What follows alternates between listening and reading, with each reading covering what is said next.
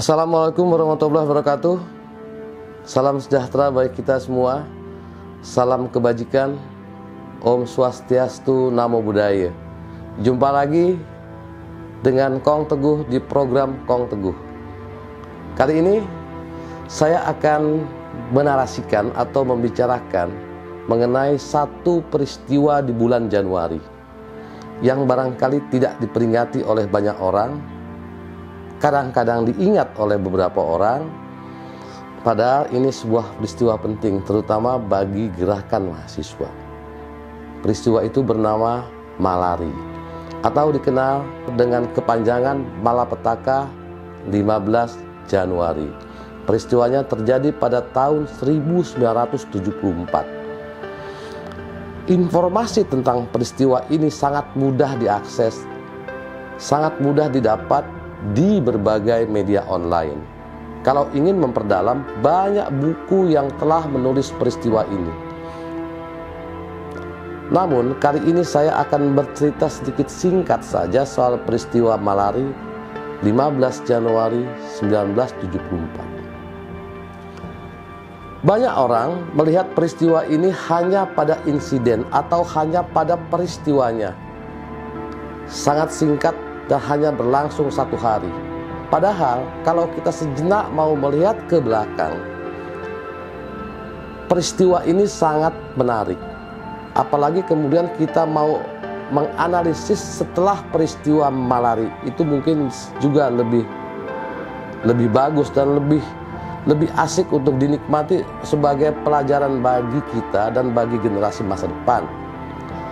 Oke, saya akan mulai dengan satu hal saja, bahwa peristiwa Malari tidak bisa didekati dengan hanya pada melihat peristiwanya, tetapi pada dua hal penting mungkin. Pertama adalah situasi ekonomi dekade pertama Orde Baru.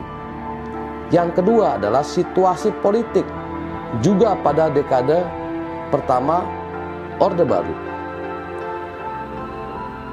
Saya mulai dari yang pertama, yaitu situasi ekonomi dekade pertama Orde Baru. Tahun 1965 dan kemudian sampai tahun-tahun berikutnya setelah G30 SPKI, ekonomi Indonesia dalam keadaan sangat sulit. Soeharto mencatat inflasi pada tahun 1965 itu berkisar 500%. Harga beras naik 900%. Defisit anggaran mencapai 300%. Belum lagi kemudian ditambah hutang Republik Indonesia, terutama hutang luar negeri. Hutang luar negeri ini bisa dibagi menjadi dua, hutang pada masa era Soekarno dan hutang yang ditinggalkan oleh Hindia Belanda. Itu bertumpuk. Hutang itu menjadi membesar karena kita gagal membayar bunga menjadi pinjaman baru.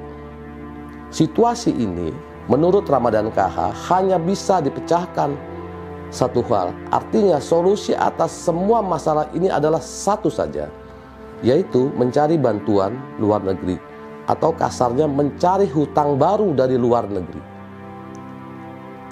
Ini bukan sesuatu yang sangat sekedar membalik telapak tangan, tetapi sangat sulit. Bagaimana Orde Baru harus memecahkan masalah ini? Maka yang dilakukan oleh Orde Baru di bawah Presiden Soeharto pada saat itu adalah membuka Indonesia selebar-lebarnya bagi investasi asing. Itu ditandai dengan keluarnya Undang-Undang Penanaman Modal Asing tahun 1967. Tahun berikutnya keluar Undang-Undang Penanaman Modal Dalam Negeri. Kedua undang-undang ini dimaksudkan untuk menarik investasi asing sebanyak mungkin agar perekonomian berjalan. Undang-Undang Penanaman Modal Dalam Negeri dimaksudkan untuk menumbuhkan swasta untuk berusaha membangkitkan atau kemudian membuat usaha baru yang membuat perekonomian dalam negeri bangkit. Pada prakteknya, Undang-Undang PMA mendapat penolakan luar biasa, terutama dari kalangan mahasiswa dan kalangan intelektual kampus. Salah satunya yang paling menolak keras adalah Dr. Sujatmoko. Mereka mengatakan investasi asing itu sangat berbahaya bagi industri dalam negeri, terutama dari kalangan pribumi.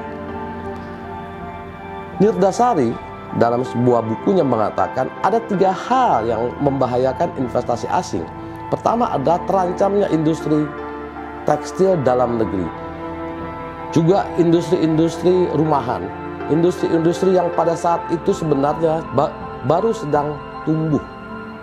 Yang kedua adalah, ini yang paling menarik barangkali, investasi asing masuk ke Indonesia selalu mencari partner keturunan Tionghoa, bukan pribumi. Ketiga, ada konflik elit dari lobi Jepang dan pihak militer. Konflik ini begitu kuat, begitu sangat mengganggu. Tetapi semua itu harus dilalui oleh Orde Baru. Anda bisa bayangkan pada situasi seperti begitu, Indonesia terbuka sedemikian rupa. Maka Amerika dan Jepang menjadi negara dengan investasi terbesar pada tahun 1973. Jepang itu dengan 115 proyek mengucurkan dana 954 juta US dollar. Jepang dengan proyek yang lebih besar yaitu 135 proyek mengucurkan investasi 534 juta US dollar. Jepang sangat agresif dalam hal proyek, tetapi dalam hal investasi relatif kecil dibandingkan dengan Amerika. Menjadi pertanyaan adalah kenapa kemudian Jepang yang menjadi sorotan luar biasa dalam kasus malari. Yang kedua adalah situasi politik pada saat itu. Kita harus melihat dulu apa itu Orde Baru. Orde Baru adalah sebuah istilah untuk membedakan dengan pemerintahan terdahulu. Maka pemerintahan terdahulu di era Soekarno bernama Orde Lama.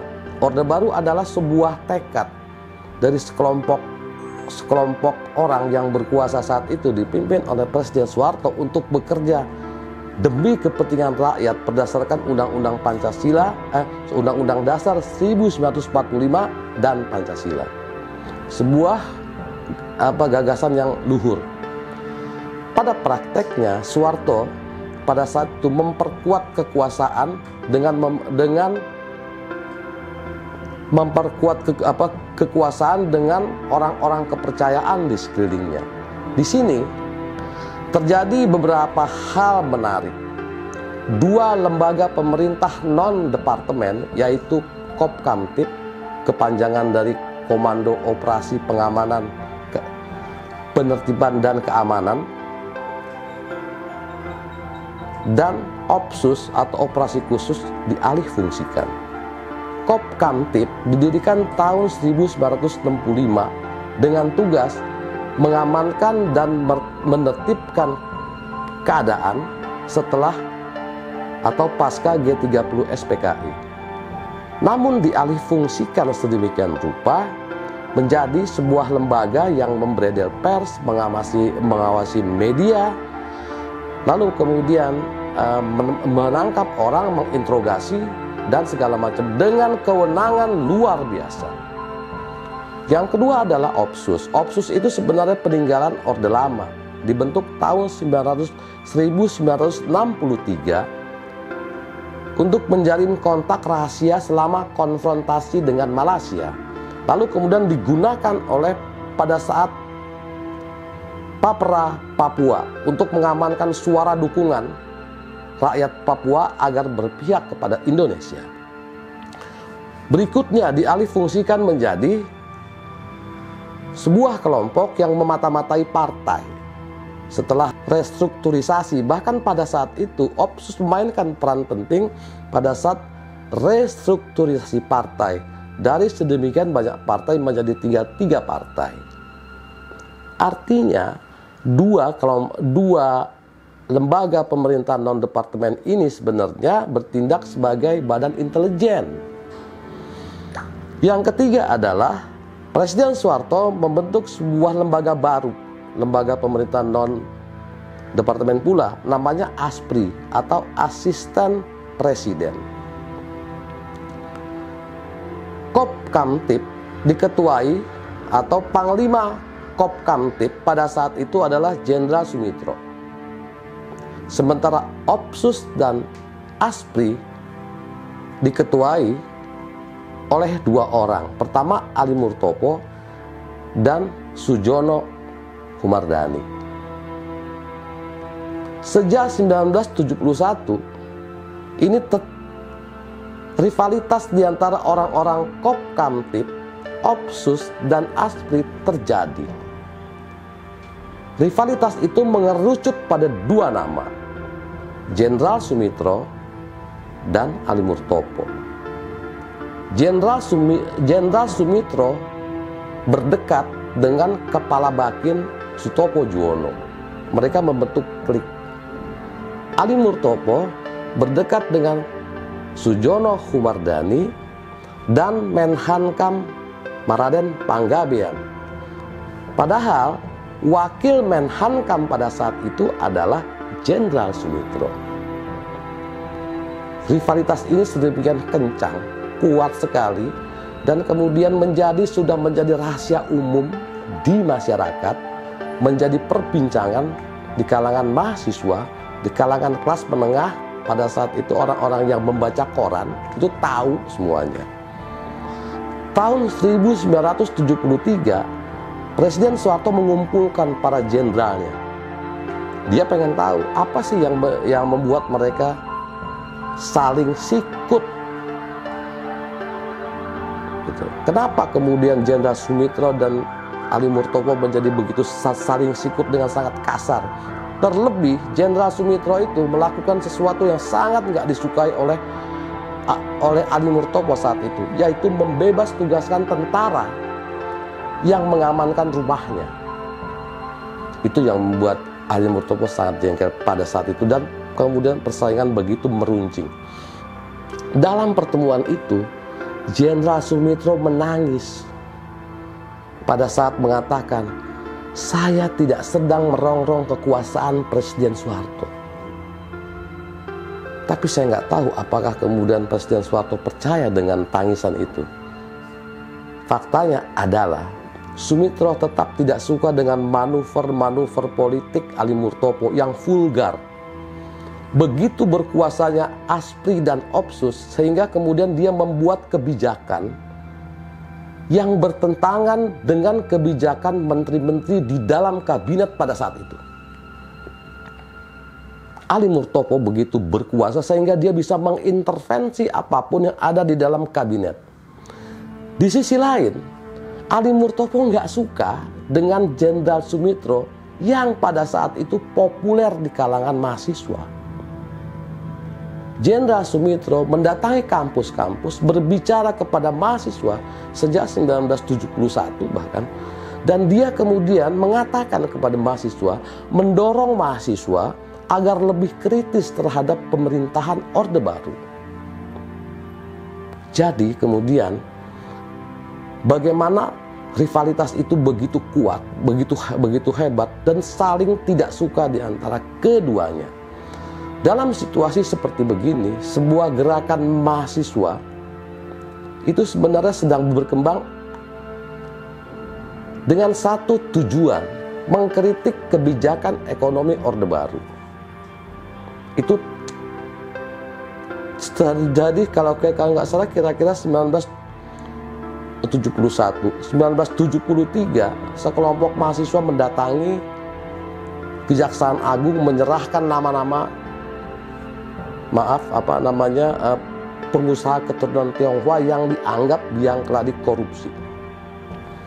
Mereka juga selalu menyuarakan anti modal asing karena akan memberangus, menghancurkan kapitalisme di dalam negeri. Tetapi kedekatan mahasiswa kepada Jenderal Sumitro, suka atau tidak, mahasiswa harus kemudian membawa aspirasi Sumitro di dalam setiap aksi demo, yaitu bubarkan ASPRI. Dan itu diucapkan berkali-kali, bahkan pada saat apel Tripura itu diucapkan. Pada Januari, pekan pertama Januari 1974, sekali lagi para jenderal berkumpul mengatakan kepada wartawan, tidak ada perpecahan di kalangan militer. Pernyataan itu menguap seperti itu saja karena dualisme di dalam pemerintahan Orde Baru terus terjadi. Puncaknya adalah pada 15 Januari 1974 terjadi demo besar-besaran. Demo memang sengaja dirancang oleh mahasiswa, dilakukan pada saat kunjungan PM Jepang Kakue Tanaka. Demo dimulai di Bandara Halim Perdana Kusuma. Ribuan mahasiswa mendatangi Halim, tetapi mereka tidak bisa masuk ke dalam bandara karena aparat keamanan begitu kuat, begitu keras, sehingga mereka mundur.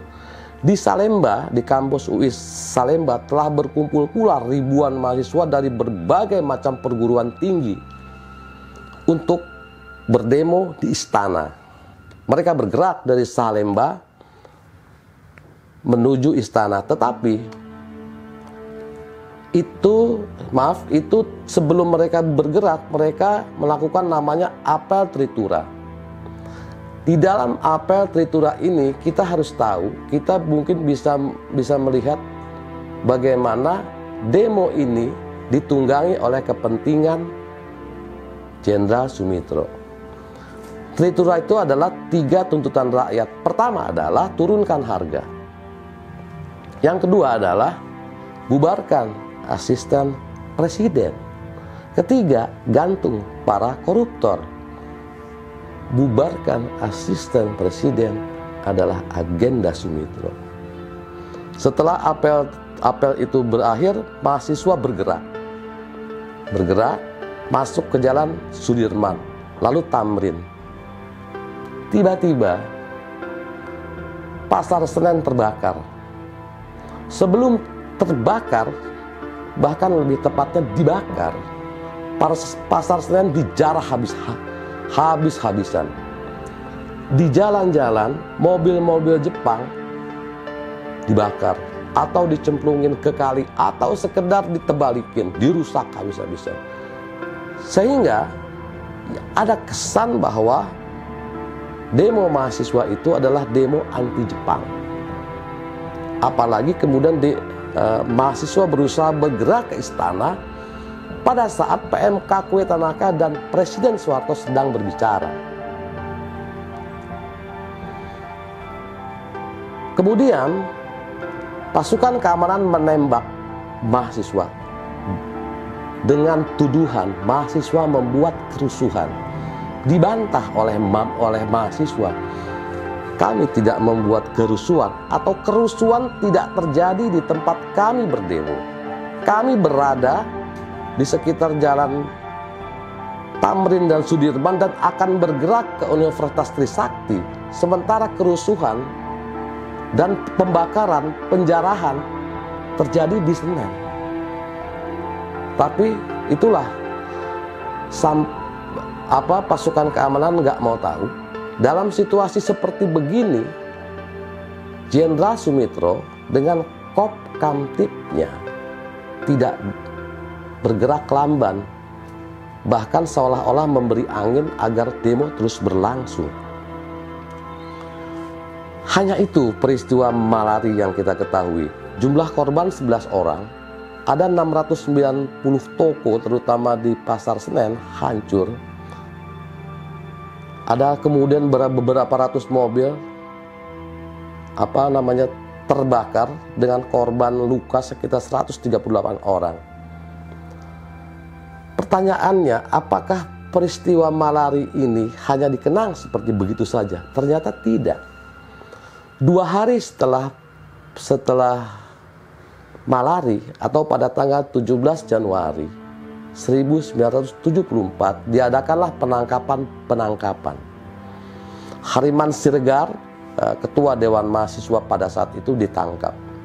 Lalu kemudian beberapa mahasiswa juga ditangkap dan beberapa koran dibredel. Jenderal Sumitro diberhentikan dari posisi Pangkop Kamtib. ASPRI, lembaga ASPRI dibubarkan, namun Ali Murtopo menjadi ketua Bakin. Oke, muncul pertanyaan di benak orang pada saat itu, siapa yang membuat gerakan mahasiswa menjadi malapetaka? Menjadi dikenal sebagai malapetaka 15 Januari. Ada kesaksian yang sangat menarik dan itu ditulis oleh 3 orang dalam satu artikel yang sangat menarik sekali, yaitu kesaksian mahasiswa bernama Salim Hutajulu. Dia ditangkap, bersamanya kemudian ditangkap pula bernama orang Roy Simanjuntak dan Kiai Nur. Roy Simanjuntak pada saat itu adalah sebuah ketua organisasi Persatuan Tukang Becak Jakarta. Kiai Nur berasal dari sebuah pondok pesantren di Tangerang. Mereka kemudian diinterogasi, mengatakan seperti ini, kami dihubungi oleh seseorang bernama Ramadi, disuruh menjarah, membakar Senen, membuat kerusuhan pada saat mahasiswa bergerak. Kiai Nur mengaku mengerahkan santri-santrinya dari pondok pesantren di Tangerang melakukan hal yang sama.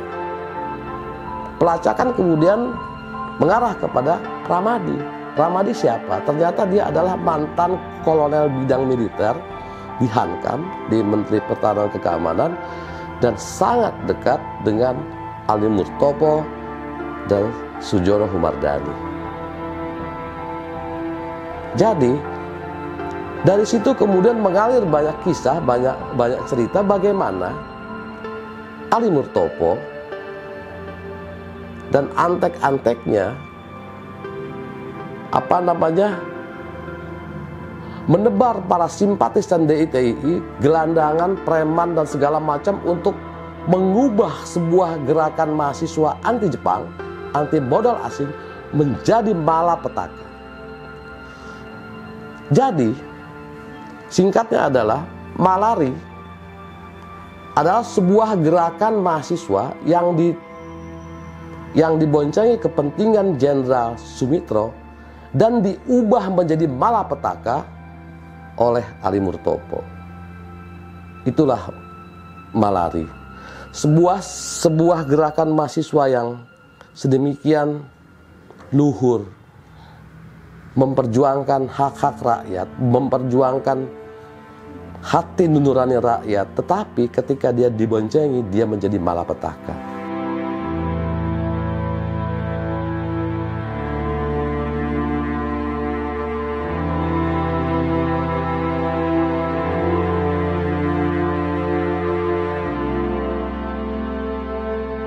Sekian, terima kasih. Sampai jumpa di program Kong Teguh berikutnya bersama Kong Teguh.